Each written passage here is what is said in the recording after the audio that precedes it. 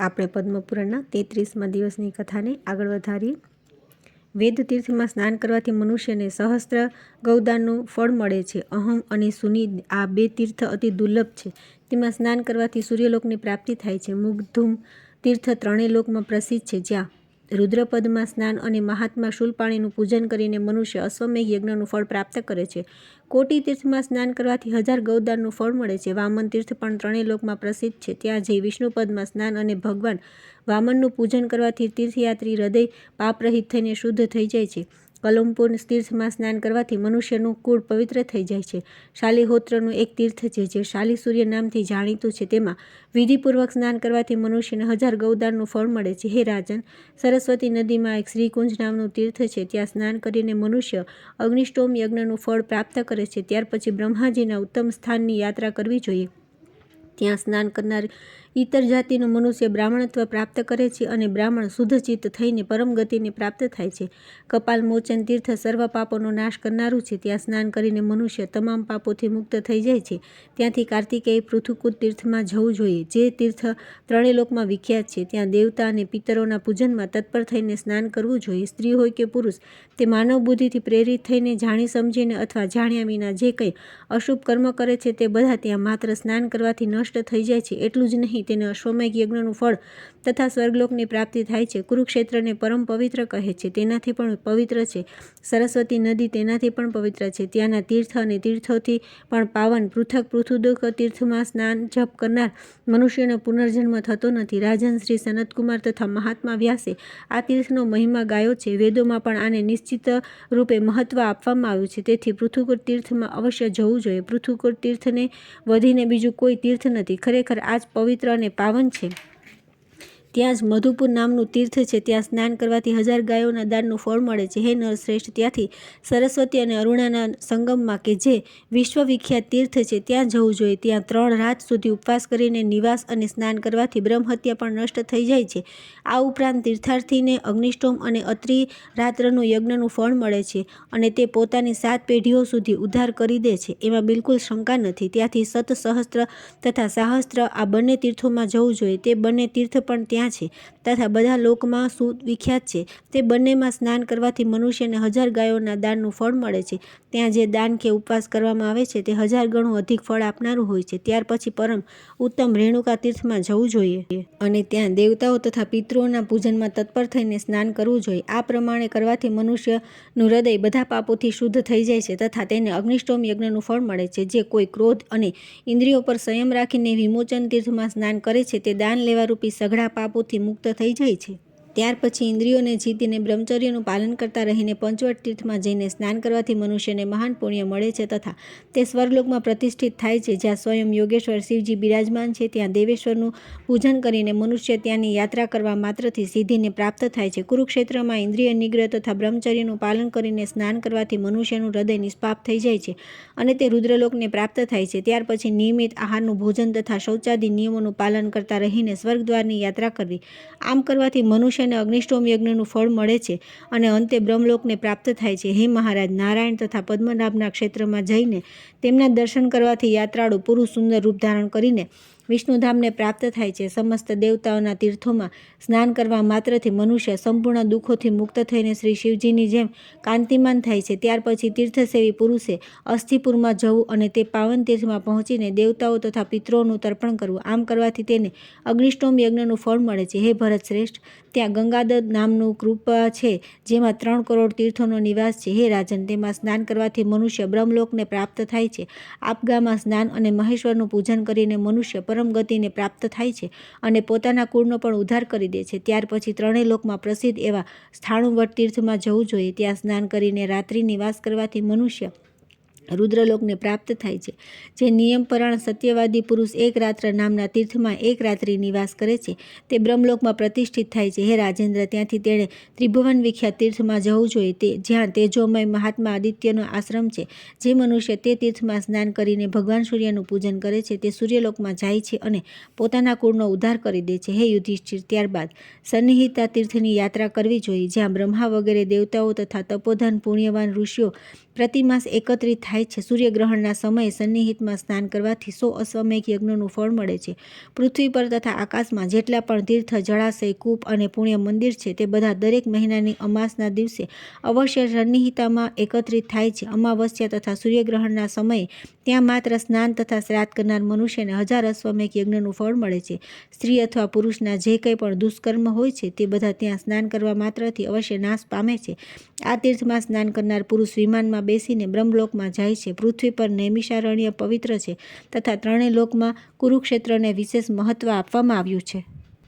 હવાથી ઉડતા કુરુક્ષેત્રની ધૂળના રજકણો પર જો શરીર પર પડી જાય તો તે પાપીને પણ પરમ ગતિ પ્રાપ્ત કરાવી દે છે. કુરુક્ષેત્ર બ્રહ્મવેદી પર સ્થિત છે. તે બ્રહ્મર્ષિઓ દ્વારા સેવિત પુણ્યમય તીર્થ છે. હે રાજન, જે લોકો ત્યાં નિવાસ કરે છે તે કોઈ પણ રીતે શોક કરવાને યોગ્ય નથી. તરડંગથી લઈને અરડંગ સુધી તથા રામહદથી લઈને મુચરુકૃક સુધીનું ક્ષેત્ર સમંતપંચક કહેવાય છે. આ જ કુરુક્ષેત્ર છે. આ ક્ષેત્રને બ્રહ્માજીના યજ્ઞની ઉત્તરવેદી કહ્યું છે. ત્યાર પછી આવે છે ધર્મતીર્થ વગેરેનો મહિમા, યમુના સ્નાનનું મહાત્મ્ય, હેમકુંડલ વૈશ્ય અને તેના પુત્રોની કથા તથા સ્વર્ગ અને નરકમાં લઈ જનારા શુભ અશુભ કર્મોનું વર્ણન. નારદજી કહે છે કે હે ધર્મના જ્ઞાતા યુધિષ્ઠિર, કુરુક્ષેત્ર પછી યાત્રાળુએ પરમ પ્રાચીન ધર્મતીર્થમાં જવું જોઈએ, જ્યાં મહાભાગ ધર્મે ઉત્તમ તપસ્યા કરી હતી. ધાર્મિક મનુષ્ય એકાગ્રચિત્તે ત્યાં સ્નાન કરીને પોતાની 7 પેઢીઓને તારી દે છે. ત્યાંથી ઉત્તમ કલાપ વનની યાત્રા કરવી જોઈએ. તે તીર્થમાં એકાગ્રતાપૂર્વક સ્નાન કરીને મનુષ્યને અગ્નિષ્ટોમ યજ્ઞનું ફળ મળે છે અને તે વિષ્ણુલોકમાં જાય છે. હે રાજન, ત્યાર પછી સૈગંધિક વનની યાત્રા કરવી. તે વનમાં પ્રવેશ કરતાં જ તે સર્વ પાપોથી મુક્ત થઈ જાય છે. ત્યાર પછી નદીઓમાં શ્રેષ્ઠ સરસ્વતી આવે છે. તે નદીમાં જઈને ઉદયના રાફડામાંથી જળ નીકળ્યું છે ત્યાં સ્નાન કરવું જોઈએ. પછી દેવતાઓ તથા પિતૃઓનું પૂજન કરીને મનુષ્ય અશ્વમેઘ યજ્ઞનું ફળ પ્રાપ્ત કરે છે. હે ભારત, સુગંધા, સતકુંભા તથા પંચ યજ્ઞની યાત્રા કરીને મનુષ્ય સ્વર્ગલોકમાં પ્રતિષ્ઠિત થાય છે. ત્યારબાદ ત્રણેય લોકમાં વિખ્યાત સુવર્ણ તીર્થમાં જવું જોઈએ. ત્યાં જઈને ભગવાન શંકરની પૂજા કરવી. મનુષ્યને અશ્વમેઘ યજ્ઞનું ફળ મળે છે. ગણપતિ પદને પ્રાપ્ત થાય છે. ત્યાંથી આગળ કુંભવતી માટે પ્રસ્થાન કરવું. ત્યાં 3 રાત્રિ નિવાસ કરનાર મનુષ્યને મનોવાંછિત ફળ પ્રાપ્ત થાય છે. દેવીના દક્ષિણાર્ધ ભાગમાં રથાવર્ત નામે સ્થાન છે. ત્યાં જઈને શ્રદ્ધાળુ તથા જીતેન્દ્રિય પુરુષ મહાદેવજીની કૃપાથી પરમ ગતિને પ્રાપ્ત થાય છે. ત્યાર પછી મહાગિરીને નમસ્કાર કરીને ગંગાદ્વારની યાત્રા કરવી તથા ત્યાં એકાગ્રચિત્તે કોટી તીર્થમાં સ્નાન કરવું. આમ કરનાર પુરુષ પુંડરીક યજ્ઞનું ફળ પ્રાપ્ત કરે છે અને પોતાના કુળનો પણ ઉદ્ધાર કરી દે છે. ત્યાં 1 રાત્રિ નિવાસ કરવાથી 1000 ગૌદાનનું ફળ મળે છે. સપ્તગંગ, ત્રિગંગ અને શક્રાવર્ત નામના તીર્થમાં દેવતા તથા પિતરોનું વિધિપૂર્વક તર્પણ કરનાર પુરુષ પુણ્યલોકમાં પ્રતિષ્ઠિત થાય છે. ત્યારબાદ કનખલમાં સ્નાન કરીને 3 રાત્રિ ઉપવાસ કરનાર મનુષ્ય અશ્વમેઘ યજ્ઞનું ફળ પામે છે અને સ્વર્ગલોકમાં જાય છે. ત્યાં લલિતિકામાં જે રાજા શંતનુનું ઉત્તમ તીર્થ છે ત્યાં જવું જોઈએ. હે રાજન, ત્યાં સ્નાન કરનાર મનુષ્યની કદી દુર્ગતિ થતી નથી. હે મહારાજ યુધિષ્ઠિર, ત્યાર પછી ઉત્તમ કાલિંદી તીર્થની યાત્રા કરવી જોઈએ. ત્યાં સ્નાન કરનારની કદી દુર્ગતિ થતી નથી. હે નરશ્રેષ્ઠ, પુષ્કર, કુરુક્ષેત્ર, બ્રહ્માવર્ત, પૃથુદક, અવિમુક્ત ક્ષેત્ર તથા સુવર્ણ નામના તીર્થમાં પણ જે ફળની પ્રાપ્તિ થતી નથી તે ફળ યમુના સ્નાનથી મળી જાય છે. નિષ્કામ અથવા સકામ ભાવે પણ જે યમુનાજીમાં જળમાં ડૂબકી મારે છે તેને આ લોક કે પરલોકમાં દુઃખ જોવું પડતું નથી. જેમ કામધેનુ અને ચિંતામણી તમામ કામનાઓને પૂર્ણ કરે છે તે જ પ્રમાણે યમુના સ્નાન સંપૂર્ણ મનોરથની પૂર્તિ કરી દે છે. સતયુગમાં તપ, ત્રેતામાં જ્ઞાન, દ્વાપરમાં યજ્ઞ તથા કળિયુગમાં દાન સર્વશ્રેષ્ઠ માનવામાં આવ્યા છે. પરંતુ યમુનાજી સદા શુભકારિણી છે. હે રાજન, યમુના જળમાં સ્નાન કરવું એ બધા વર્ણો તથા આશ્રમોનો ધર્મ છે. મનુષ્ય ભગવાન વસુદેવની પ્રસન્નતા, સર્વ પાપોની નિવૃત્તિ તથા સ્વર્ગલોકની પ્રાપ્તિ માટે યમુના સ્નાન કરવું જોઈએ. જો યમુના સ્નાનનો અવસર ન મળ્યો તો સુંદર, રૂપાળું અને બળવાન શરીર મળવાથી શો લાભ?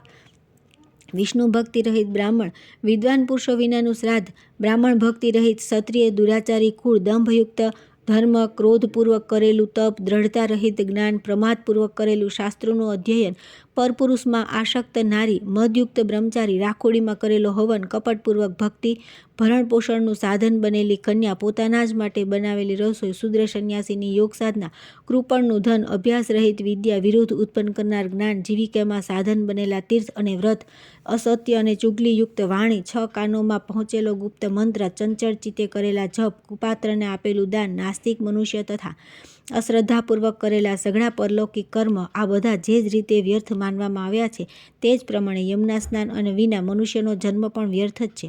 મન, વાણી અને ક્રિયા દ્વારા કરેલા નાના મોટા બધા પાપોને યમના સ્નાન ભસ્મ કરી દે છે.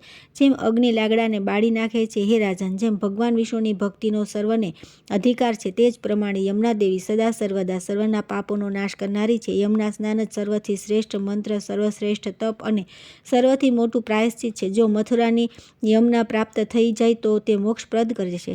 અન્ય સ્થાનો પર યમુના પુણ્યપ્રદ તથા મહાપાતકોના નાશ કરનારી છે, પરંતુ મથુરામાં વહેનારા યમુનાજી વિષ્ણુ ભક્તિ પ્રદાન કરે છે. હે રાજન, આ સંદર્ભમાં હું તમને એક પ્રાચીન ઇતિહાસનું વર્ણન કહી સંભળાવું છું. પૂર્વકાળના સતયુગની વાત છે. નિષિદ્ધ નામના એક સુંદર નગરમાં એક વૈશ્ય રહેતા હતા. તેમનું નામ હેમકુંડલ હતું. તેઓ ઉત્તમ કુળમાં ઉત્પન્ન થવા ઉપરાંત સત્કર્મ કરતા હતા. દેવતા, બ્રાહ્મણ અને અગ્નિની તેઓ નિત્ય પૂજા કરતા હતા. તેઓ ખેતી અને વેપાર કરતા હતા. પશુઓના પાલન પોષણમાં તત્પર રહેતા હતા. દૂધ, દહીં, મઠો, ઘાસ, લાકડા, ફળ, મૂળ, મીઠું, આદુ, ધાન્ય, શાક, તેલ, અનેક પ્રકારના વસ્ત્રો, ધાતુઓની વસ્તુ અને શેરડીના રસથી બનેલા ખાદ્ય પદાર્થો, આ બધી વસ્તુઓનો તેઓ વેપાર કરતા હતા. આ પ્રમાણે અનેક પ્રકારના ધંધા વેપાર દ્વારા તે વૈશ્ય 8 કરોડ સોનામહોરો પેદા કરી હતી. આ પ્રમાણે વેપાર કરતાં કરતાં તેમના કાનના વાળ પણ સફેદ થઈ ગયા. ત્યાર પછી તેમણે સંસારની ક્ષણભંગુરતાનો વિચાર કરીને તે ધનના છઠ્ઠા ભાગ દ્વારા ધર્મનું કાર્ય કરવાનો આરંભ કર્યો. તેમણે ભગવાન વિષ્ણુના મંદિર અને શિવાલય બનાવડાવ્યા, તળાવો ખોદાવ્યા તથા અનેક વાવડીઓ બનાવડાવી. એટલું જ નહીં, તેમણે વડ, પીપળા, આંબા, જાંબુ અને લીમડાના વન બનાવડાવ્યા તથા સુંદર પુષ્પ વાટિકાઓ પણ તૈયાર કરાવી. તેમણે સૂર્યોદયથી લઈને સૂર્યાસ્ત સુધી અન્નજળ વહેંચવાની વ્યવસ્થા કરી દીધી. હે રાજન, પુરાણોમાં જે જે દાન પ્રસિદ્ધ છે તે બધા તે ધર્માત્મા વૈશ્ય આપ્યા હતા.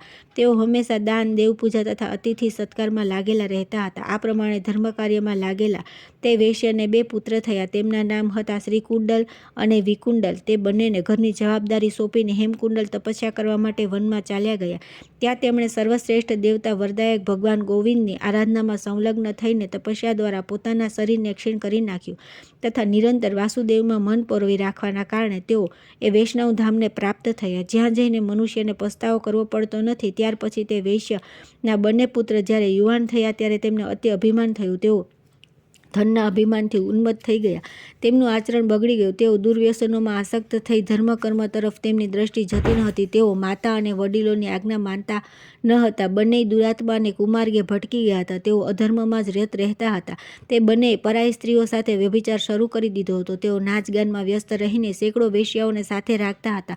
તેમના મિત્રો પણ તેમની હામાં હા કહેનારા ખુશામતખોર હતા. તે બંને મદિરાપાનની વ્યસની બની ગયા હતા. આ પ્રમાણે ભોગપરાયણ થઈને પિતાની સંપત્તિનો નાશ કરતા રહીને બંને ભાઈઓ પોતાના રમણીય ભવનમાં નિવાસ કરતા હતા. ધનનો દુરુપયોગ કરતા રહીને તેમણે વેશ્યાઓ, ગુંડાઓ, નટો, મલ્લો, ચારણો તથા બંદીઓને પોતાનું બધું ધન લૂંટાવી દીધું. ઉસર જમીનમાં વાવેલા બીજની જેમ બધું ધન તેમણે કુપાત્રને આપી દીધું. સુપાત્રને કદી દાન ન આપ્યું. બ્રાહ્મણના મુખમાં કદી અન્નનો હોમ ન કર્યો તથા સમસ્ત ભૂતોનું ભરણ પોષણ કરનાર સર્વ પાપનાશક ભગવાન વિષ્ણુની કદી પૂજા ન કરી. આ પ્રમાણે તે બંનેનું ધન થોડા જ દિવસોમાં સમાપ્ત થઈ ગયું. આનાથી તેમને બહુ દુઃખ થયું. તેમના ઘરમાં એવી કોઈ પણ વસ્તુ બચી નહોતી કે જેનાથી તેમનો નિર્વાહ થઈ શકે. પૈસાના અભાવથી સમસ્ત સ્વજનો, બાંધવો તથા સેવકો તથા આશ્રિતો પણ તેમનો ત્યાગ કરી દીધો. નગરમાં તેમની ભારે શોચનીય સ્થિતિ થઈ ગઈ. ત્યાર પછી તે બંનેએ ચોરી કરવાનું શરૂ કર્યું. રાજા તથા લોકોના ભયથી તેઓ પોતાના નગરને છોડીને ચાલ્યા ગયા અને વનમાં જઈને રહેવા લાગ્યા.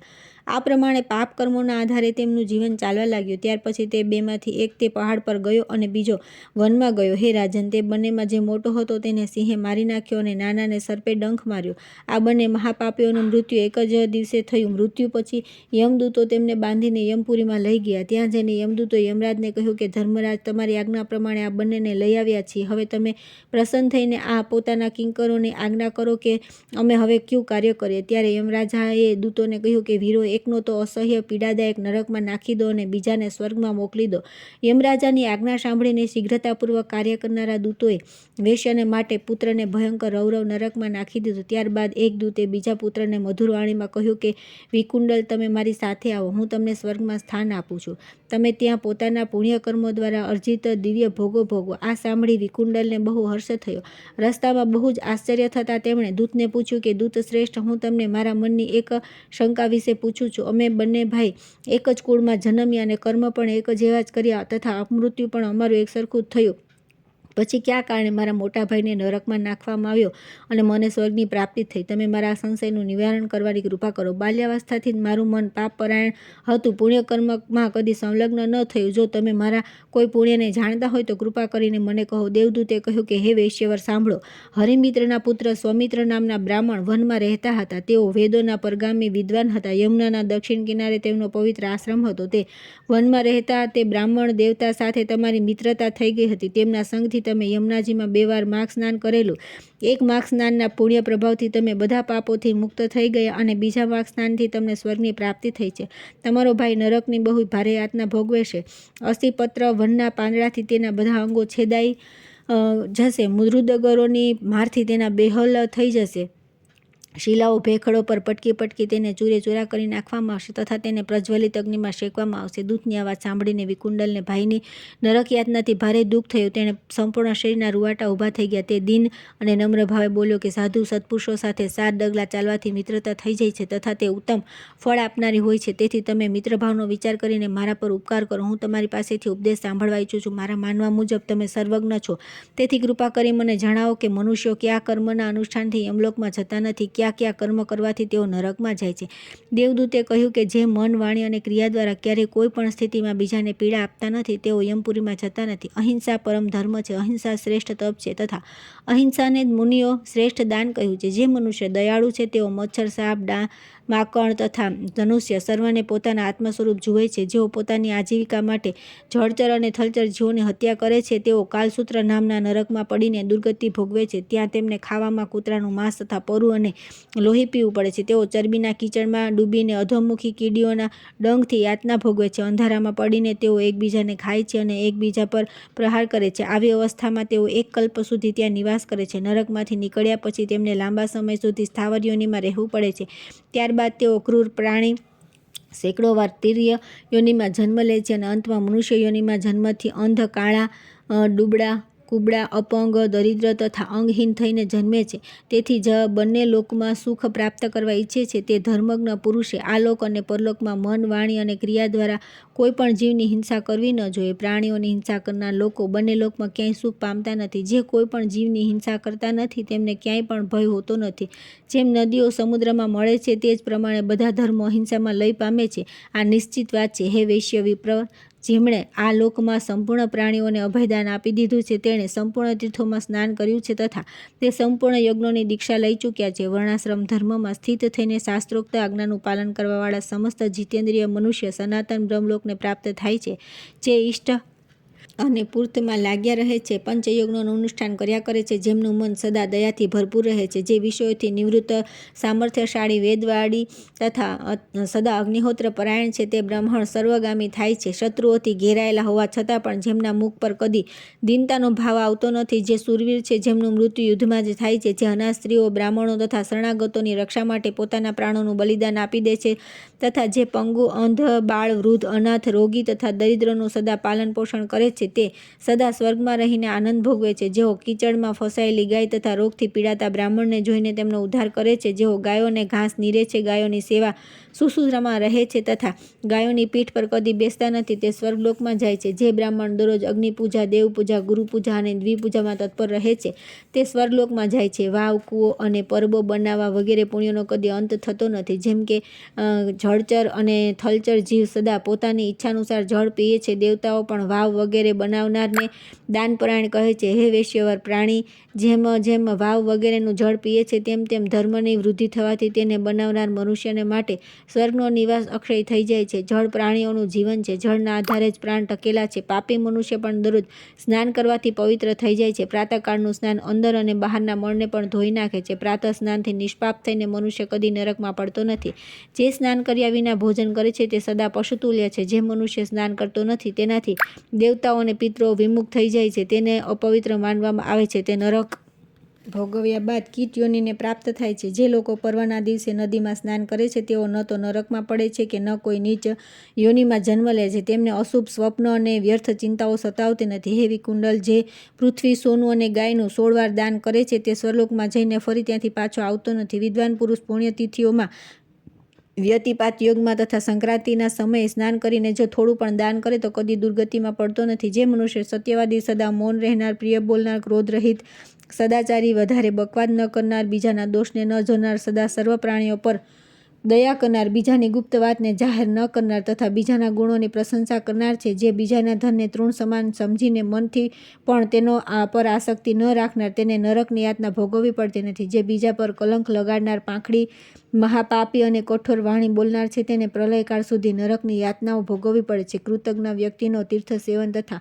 તપસ્યાથી પણ ઉદ્ધાર થતો નથી, તેને નરકમાં ભયંકર યાતના સહન કરવી પડે છે. જે મનુષ્ય જીતેન્દ્રિય તથા મિતાહારી થઈને પૃથ્વીના સમસ્ત તીર્થોમાં સ્નાન કરે છે, તે યમપુરીમાં જતો નથી. તીર્થમાં કદી પાપ કરવું નહીં, તીર્થને કદી કમાણીનું સાધન બનાવવું નહીં, તીર્થમાં કદી દાન લેવું નહીં તથા ધર્મને વેચવો નહીં, કારણ કે તીર્થમાં કરેલા પાપોનો નાશ થવો કઠણ છે. તીર્થમાં લીધેલા દાનને પચાવવું મુશ્કેલ છે. જે મનુષ્ય એકવાર પણ ગંગાજીના જળમાં સ્નાન કરીને ગંગાજળથી પવિત્ર થઈ ચૂક્યો છે, તેણે ગમે તેટલા પાપ કર્યા હોય તે નરકમાં પડતો નથી.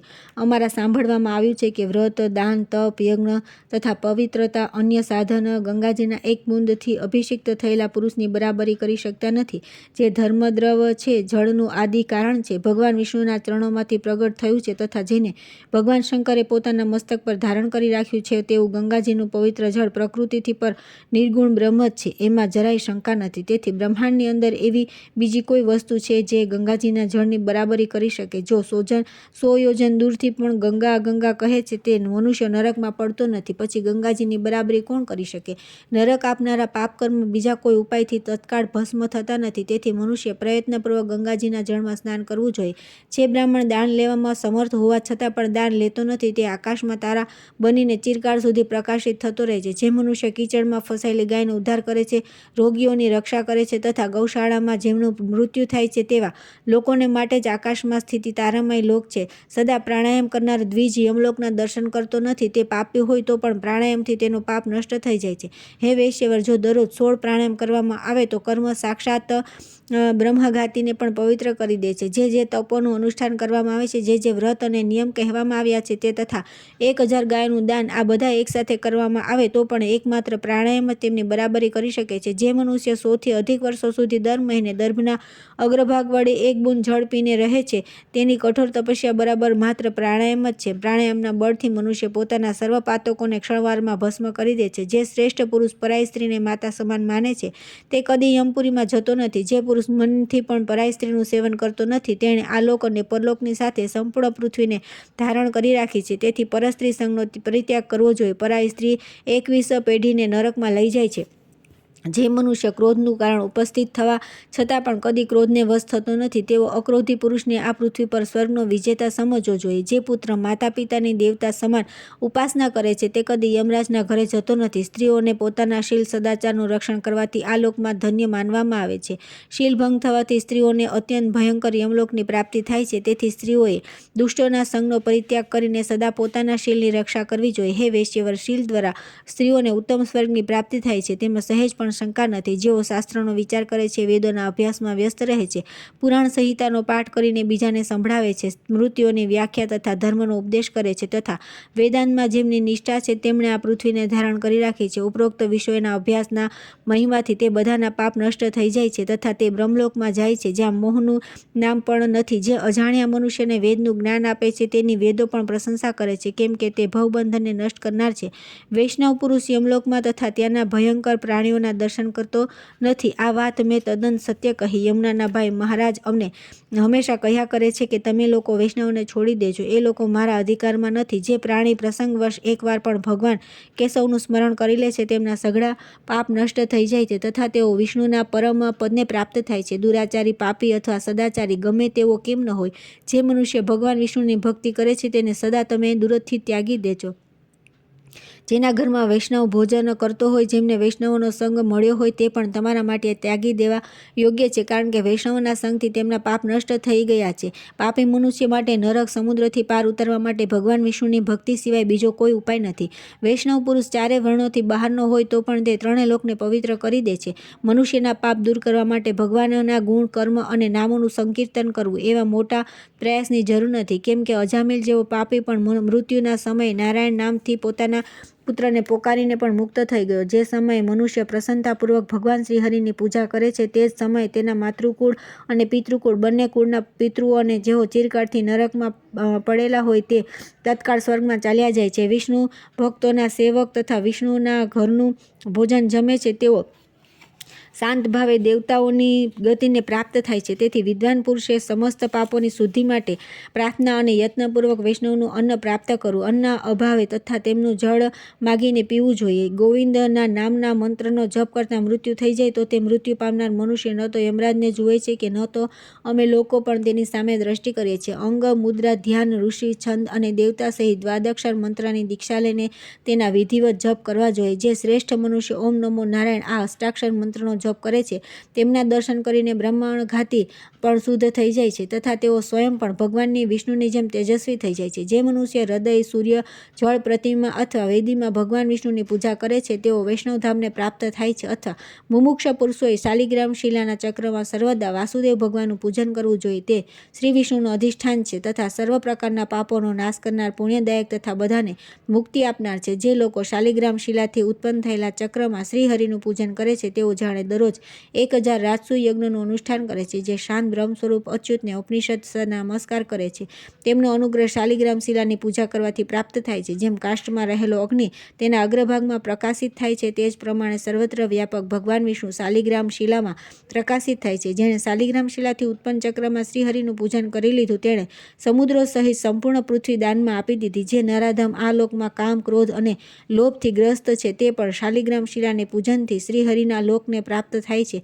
હે વૈશ્ય, શાલિગ્રામ શિલાની પૂજા કરવાથી મનુષ્ય તીર્થ, દાન, યજ્ઞ અને વ્રત વગેરે કર્યા વિના જ મોક્ષ પ્રાપ્ત કરી લે છે. શાલિગ્રામ શિલાનું પૂજન કરનાર મનુષ્ય પાપી હોય તો પણ નરક, ગર્ભવાસ, તીર્કયોની તથા કીટયોનીને પ્રાપ્ત થતો નથી. ગંગા, ગોદાવરી અને નર્મદા વગેરે જે મુક્તિપ્રદ નદીઓ છે તે બધી શાલિગ્રામ શિલામાં નિવાસ કરે છે. શાલિગ્રામ શિલાનું એકવાર પણ પૂજન કરવાથી અજ્ઞાની મનુષ્ય પણ મોક્ષને પ્રાપ્ત થઈ જાય છે. જ્યાં શાલિગ્રામ શિલારૂપી ભગવાન કેશવ બિરાજમાન રહે છે ત્યાં સંપૂર્ણ દેવતા, યજ્ઞ તથા 14 ભુવનના પ્રાણી સ્થિત રહે છે. જે મનુષ્ય શાલિગ્રામ શિલા પાસે શ્રાદ્ધ કરે છે તેના પિતૃઓ 100 કલ્પો સુધી સ્વર્ગમાં નિવાસ કરે છે. જ્યાં શાલિગ્રામ શિલા છે ત્યાં 3 યોજન ભૂમિ તીર્થ સ્વરૂપ મનાય છે. ત્યાં કરેલા સત્કર્મો કોટી ગણું ફળ આપે છે. જે શાલિગ્રામ શિલાના જળનું એક બૂંદ પણ પીએ છે તેને માતાના ગર્ભમાં આવવું પડતું નથી. તે ભગવાન વિષ્ણુને પ્રાપ્ત કરી લે છે. જે શાલિગ્રામ શિલાના ચક્રનું ઉત્તમ દાન કરે છે તેણે પર્વતો, વન અને જંગલો સહિત સમસ્ત ભૂમંડળનું દાન કરી લીધું છે. જે મનુષ્ય શાલિગ્રામ શિલાને વેચીને તેની કિંમત ઉપજાવે છે તે વેચનાર, તેના વેચાણનું અનુમોદન કરનાર તથા તેની કિંમત કરીને રાજી થનાર આ બધા લોકો નરકમાં જાય છે અને જ્યાં સુધી પ્રલય થતો નથી ત્યાં સુધી ત્યાં પડી રહે છે. હે વૈશ્ય, વધારે કહેવાથી 100 લાભ. પાપથી ડરનાર મનુષ્ય સદા ભગવાન વાસુદેવનું સ્મરણ કરવું જોઈએ. શ્રીહરિનું સ્મરણ સર્વ પાપોને હરનારું છે. મનુષ્ય વનમાં રહીને પોતાની ઇન્દ્રિયોનો સંયમ કરીને ઘોર તપસ્યા કરીને જે ફળ પ્રાપ્ત કરે છે તે ફળ ભગવાન વિષ્ણુને નમસ્કાર કરવાથી જ મળી જાય છે. મનુષ્ય મોહને વશ થઈને અનેક પાપ કરીને પણ જો સર્વ પાપ હરી શ્રીહરિના ચરણોમાં માથું ઝુકાવે છે તો તે નરકમાં જતો નથી. ભગવાન વિષ્ણુના નામોનું સંકીર્તન કરવાથી મનુષ્ય પૃથ્વી પરના સમસ્ત તીર્થો અને પુણ્ય સ્થાનોનું સેવનનું ફળ પ્રાપ્ત કરી લે છે. જે શાંગ ધનુષધારી ભગવાન વિષ્ણુના શરણમાં ચાલ્યા ગયા છે તે ભગવાન શરણાગત મનુષ્ય ન તો યમરાજના લોકમાં જાય છે અને ન નરકમાં પડે છે. હે વૈશ્ય, જે વૈષ્ણવ શિવની નિંદા કરે છે તે વિષ્ણુલોકમાં જતો નથી, તે તો મહાન નરકમાં જાય છે. જે મનુષ્ય પ્રસંગવશ કોઈ પણ એકાદશીનો ઉપવાસ કરી લે છે તે યમયાતનાથી મુક્ત થઈ જાય છે. આ વાત મેં મહર્ષિ લોમશજીના મુખેથી સાંભળી છે. એકાદશીથી વધીને પાવન 3 લોકમાં બીજું કોઈ વ્રત નથી. એકાદશી અને દ્વાદશી બેઉ ભગવાન વિષ્ણુના દિવસો છે અને સમસ્ત પાતકોનો નાશ કરનાર છે. આ શરીરમાં ત્યાં સુધી પાપોનો નિવાસ રહે છે જ્યાં સુધી મનુષ્ય ભગવાન વિષ્ણુને પ્રિય એવી એકાદશી ઉપવાસ નથી કરતો. 1000 અશ્વમેઘ અને 100 રાજસૂય યજ્ઞ એકાદશીના ઉપવાસના 16મા અંશ જેટલો પણ નથી. મનુષ્ય પોતાની 11 ઇન્દ્રિયોથી જે પાપ કરે છે તે બધા એકાદશીના અનુષ્ઠાનથી નષ્ટ થઈ જાય છે. એકાદશીનું વ્રત જેવું બીજું કોઈ પુણ્ય કાર્ય આ સંસારમાં નથી. આ એકાદશી શરીરને નિરોગી બનાવનારી તથા સ્વર્ગ તથા મોક્ષને પ્રદાન કરનારી છે. હે વૈશ્ય, એકાદશી એ દિવસે ઉપવાસ અને રાત્રે જાગરણ કરીને મનુષ્ય પિતૃકુળ, માતૃકુળ તથા પત્નીકુળની 10 પૂર્વ પેઢીઓને ઉદ્ધાર કરી દે છે. મન, વાણી, શરીર તથા ક્રિયા દ્વારા કોઈ પણ પ્રાણીનો દ્વેષ ન કરવો, ઇન્દ્રિય સંયમ, દાન, શ્રીહરિની સેવા તથા વર્ણાશ્રમના કર્તવ્યોનું સદા વિધિપૂર્વક પાલન કરવું આ બધા દિવ્ય ગતિ આપનાર કર્મ છે. હે વૈશ્ય, સ્વર્ગની ઈચ્છા રાખનારે પોતાના દાન અને તપની પોતાના મુખે પ્રશંસા કરવી નહીં. જેવી શક્તિ હોય તે અનુસાર પોતાના કલ્યાણ માટે દાન અવશ્ય કરતા રહેવું જોઈએ. દરિદ્ર પુરુષને પણ પુત્ર, ફળ, મૂળ તથા જળ વગેરે આપીને પોતાનો દરેક દિવસ સફળ બનાવવો જોઈએ. વધારે શું કહું? મનુષ્ય અધર્મ કરીને દુર્ગતિને પ્રાપ્ત થાય છે અને ધર્મના આચરણથી સ્વર્ગમાં જાય છે. તેને બાળપણથી જ ધર્મનો સંચય કરવો ઉચિત છે. હે વૈશ્ય, આ બધી વાતોમાં મેં તમને જણાવી દીધી. હવે બીજું શું સાંભળવા ઈચ્છો છો? વૈશ્ય બોલ્યા કે હે સૌમ્ય, તમારા ઉપદેશથી મારું મન પ્રસન્ન થઈ ગયું છે. ગંગાજળ અને સત્પુરુષોનું વચન એ શીઘ્ર પાપોનો નાશ કરે છે. પરોપકાર કરવા અને પ્રિય વચન બોલવા આ સાધુ પુરુષોનો સ્વાભાવિક ગુણ છે. તેથી હે દેવદૂત, તમે કૃપા કરીને મને એ જણાવો કે મારા ભાઈનો નરકમાંથી શીઘ્ર ઉદ્ધાર કઈ રીતે થઈ શકે? દેવદૂતે કહ્યું કે વૈશ્ય, તમે પૂર્વના 8 જન્મોમાં જે પુણ્ય સંચય કર્યો છે તે બધું પોતાના ભાઈને આપી દો. જો તમે ઈચ્છતા હોવ કે તેને પણ સ્વર્ગની પ્રાપ્તિ થાય તો તમારે આ પ્રમાણે કરવું જોઈએ. વિકુંડલે પૂછ્યું કે હે દેવદૂત, તે કયું પુણ્ય છે? કઈ રીતે થયું? મારા તે પૂર્વજન્મનો પરિચય શું છે? એ બધી વાત મને કહો, પછી હું તરત જ તે પુણ્ય ભાઈને અર્પણ કરી દઈશ. દેવદૂતે કહ્યું કે પૂર્વકાળની વાત છે. પુણ્યમય મધુવનમાં એક ઋષિ રહેતા હતા. તેમનું નામ શકુની હતું. તેઓ તપસ્યા અને સ્વાધ્યાયમાં લીન રહેતા હતા અને બ્રહ્માજી જેવા તેજસ્વી હતા. તેમની રેવતી નામની પત્નીના ગર્ભથી 9 પુત્ર ઉત્પન્ન થયા અને તે બધા 9 ગ્રહો જેવા શક્તિશાળી હતા.